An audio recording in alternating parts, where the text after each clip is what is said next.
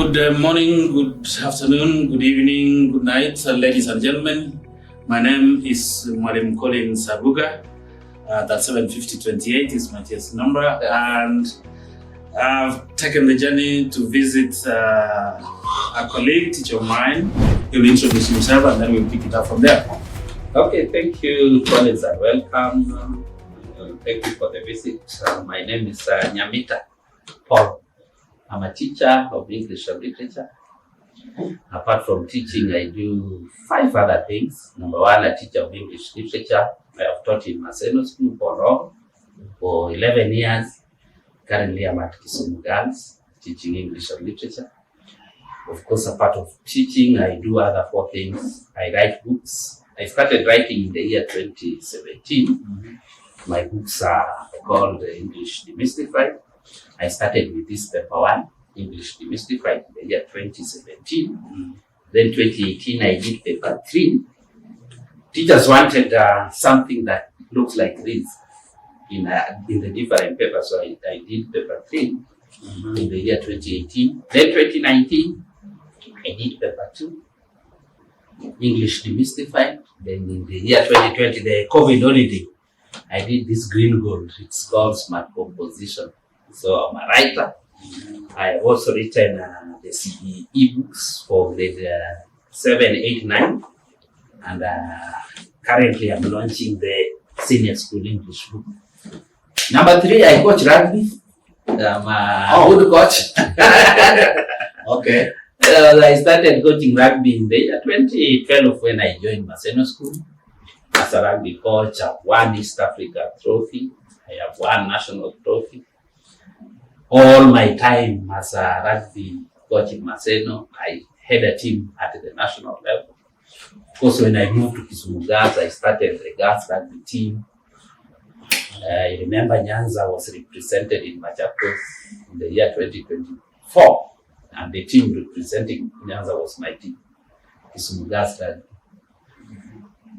Then number 3, I talk to candidates. I facilitate their preparation for KCSE, almost in all schools in Kenya. And then number 4, we organize, number 5, we organize for a teachers workshop, annual teachers workshop, targeting all the counties in Kenya. Yeah. I even welcome you for the 2026 edition at Kenyatta University. Oh, okay.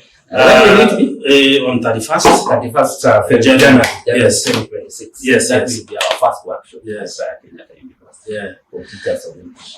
You clearly, Mr. NYAMITA has shown us that he's a teacher of English language and literature because he has done what we call a summary of what our interview was to be about.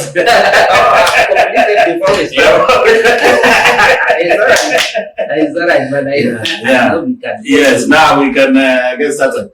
I'm sure every teacher goes to a school somewhere. And I'm sure a teacher is born somewhere. Could you briefly bring us to speed about, that part of your past? Oh, basically the life history of mine. Yes. Yeah, I started my schooling in our village. My village is in Nyakach sub-county, somewhere called Jegmos-Topamba, my primary school. I did my class 8 several years back. And that year I was the best student in that class. So I topped the list. Congratulations. Then, of course, I joined high school. I moved to our local high school. Just across the fence. Yeah, most of us are proud of our high schools. Across the fence, I joined from 1 yes. up to, I did Form 1 in that school called St. Charles Longatori. I did Form 1, Form 2. Then I moved to another school in Kisumu West for mid-secondary school, where I did my Form 3 and Form 4. I passed well. Then I joined Kenyatta University to pursue my first degree in education. I opted for English and literature. Yeah, basically, that is it. After graduating, I joined my professional, of course, station, Maseno School. I taught there for some time. Then I went back to Kenyatta University for master's. So at the moment, I'm pursuing masters in education at Kenya. I'm sure some to become a teacher of English language and literature, you must have been inspired by someone. Mm-hmm. Who was your high school teacher of English? Of course, I celebrate that lady. I have several of them, given that my school was what we can call a small school. So we had several teachers of English. Yeah. And most of them were trained. Yeah, I thought so. So I don't see if I can mention a specific teacher who trained me for long. But the one you had in your final class? Yeah, I had a lady who was teaching us English. Yeah, I celebrated her. Honestly, she really inspired me. Yeah, give her flowers. Madam, it is an annual, I think today she's a teacher at Kubengoro High School. Oh, okay, yeah. Okay. But honestly, the person who made me to pursue English was some Japanese. Not really. Yes. I was a science man. I was in chemistry and mathematics. Those were my best subjects. Okay. Since before Saul became Paul. Yes. So a friend of mine was a Japanese. Yes. So I think if you are aware that in Japan, their key language of instruction is Japanese. It's Japanese, yes, I know. So it's a Slavic language also. So when I interacted with these people, they admired the way I do my English. So they told me that if only you can pursue English at your degree level, there's a way in which you can find yourself working in Japan. Then I got inspired just like that. And then they also gave us I met them when I was in Form 4. So basically, I was having some fee challenge. So they wanted to sponsor the orphans. I was one of the orphans. Oh, okay. So they gave us an essay to write. And of course, number one in this competition would be sponsored. So it attracted so many students from Nyanza. So when I did the essay, honestly, I was number one out of 200 participants. So they admired how I was writing. And they picked it, and that is how I ended up pursuing English and literature. Okay. All right. So it's interesting that you were inspired by Japanese. Japanese. I was a science man, by the way. But that is why, if you look at my Facebook name, it's called Paul Matix. So I was so much good. I love mathematics. Oh, okay. So my classmates nicknamed me as mathematics. Okay. So Matix. Okay, all right. So most of them are surprised that I teach English. I have actually never come across someone who was good in maths teaching but translated to English. Yeah, but I may have come across a few cases of teachers who were good in English and they became teachers of Swahili. Yes. But yours is like from one part of the valley to the other. Yeah. But congratulations a lot. Thank you. So your professional journey, sir. Here you are. You've gone to KU. You graduated. Your first posting was in Maseno School. Yeah, for TSC, but I taught in some schools before joining Maseno on board terms. Yeah. I taught in a school called Wangapala Boys on board. And then I didn't stay for long after graduation. I taught there for 3 months. Then I joined Maseno. Did you know someone or just posting? But yes. On merit. On merit. So we did interview. It's interesting, really, that you went to your home high school, but you ended up teaching your first posting in a national school. Yeah. Your life has actually been marked with a world of firsts of sorts. And I'm noticing that. Now, you have become a writer. Is writing a side hustle that the teachers can engage in? Yeah, maybe before I answer that question, yes, I would put it like this: what inspired you to be a writer? It was interesting. When I was in Maseno, I joined a school. Of course, it would pass for a very good school. So when I joined the English department, the team there was an ambitious team. The school mean was very high. So I'm just fresh from college. Yes. And my background was not very good in my school. Even our English mean was modest. So I joined a team of very ambitious men and women. Yes. So, but I thank God I had to fit in very fast. Yes. because I think I was also smart. Yeah. So when I joined Maseno, the English mean was very high. Yes. Very, very high. Who was the HOD by that time? Somebody. Your names are normally national, I know. Yeah. Somebody called Mr. By the time I joined, yes, my HOD was called Mr. Anthony Maisa, very intelligent teacher of English, right? Academisa principal.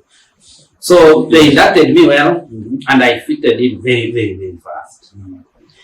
The results so automatically would be good, given that it was a very good school.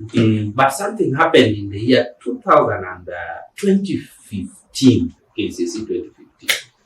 Of course, you can remember the massive cheating of KCSE 2015. The pre-Matiang'i time. So the following year, the Matiang'i, yeah, yes. I remember our mean for 2015 was at 11.2. English mean. 0.8 minus the A for everyone. It was A and A minus. So the following year, Honorable Matiang'i came in.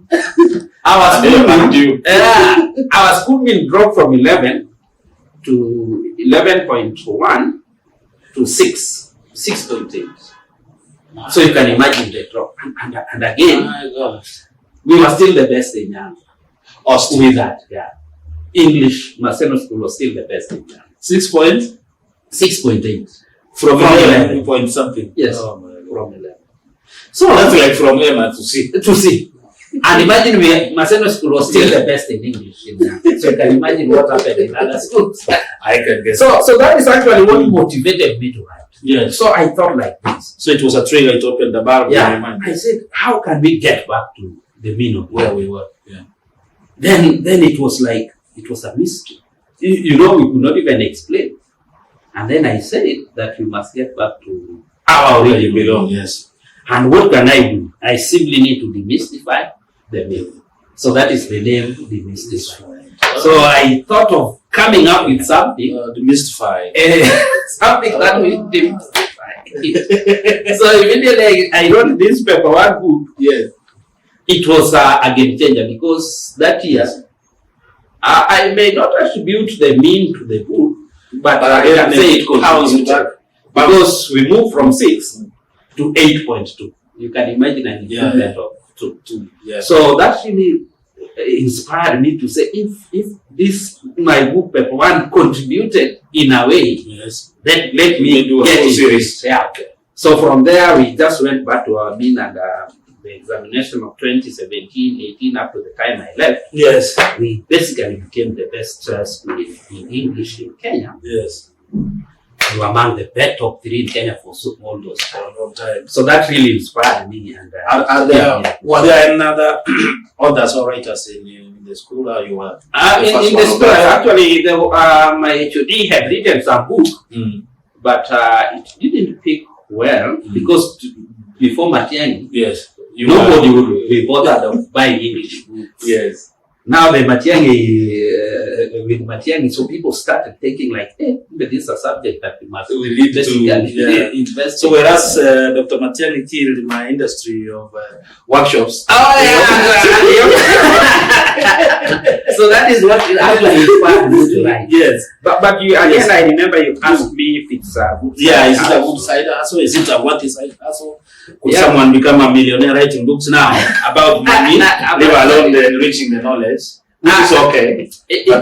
Money. Yeah, I can say teachers can give it a try, yes, but it comes with a lot of challenges because writing a book has never been easy. You start and then at some point you get tired. Yeah. So you must be somebody who is just ready to do it. And again, writing is one thing. The other thing is marketing. You can write a book. I remember, you can write a book and then you just keep it. Yeah, I have a story that I was to share with you before you. I wrote a book in 2008, the premier guidebook for Ngugi wa Thiong'o with Dr. Nyandoro, now lecturer at KCSE. I know Nyandoro. Yes. So we did a book. I put the money in. And then, because I'd come from the UK, I'd been a teacher there, so I brought the tasks and activities segment, image-generated content. So we married the two ideas. I brought the money. I sold a bar. I used to have a bar. And I published a book. And we made like 1,000 copies. Wonderful. So after like a month or two, I think maybe so I discovered that Kenyans drink more than they drink. Yes. That is true. Yes, now we can continue. Yes. So, as much as we may encourage teachers to write, they must get ready to fight. They may write and so marketing and taking it out. So with me, I think what helped me yes was